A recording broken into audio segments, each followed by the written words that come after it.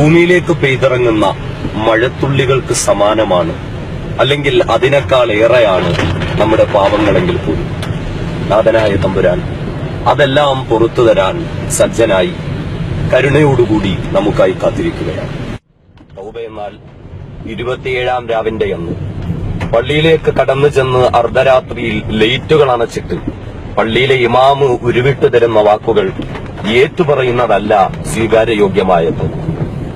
നാഥനായ തമ്പുരാന്റെ മുന്നിൽ നിന്റെ വീടിന്റെ ഒരു ഭാഗത്ത് ഒരു ചെറിയ മുസല്ല വിരിച്ച് ജീവിതത്തിൽ ഇന്ന് വരെ സംഭവിച്ചുപോയ ചെറുതും വലുതുമായ തെറ്റുകുറ്റങ്ങൾ ഓർത്തിട്ട് ഒരു തുള്ളി കണ്ണുനീർ നമ്മുടെ കണ്ണുകളിൽ നിന്ന് വന്നാൽ അതിന്റെ പേരിൽ ഒരു പശ്ചാത്താപം, ഒരു വിഷമം നമ്മുടെ ഹൃദയത്തിൽ നിന്ന് ഒരു തേങ്ങലായി, ഒരു വികാരമായി, ഏറ്റവും കുറഞ്ഞത് ഒരു രോമാഞ്ചത്തിന്റെ രൂപത്തിലെങ്കിലും പുറത്തേക്ക് വന്നാൽ അതാണ് തൗബ.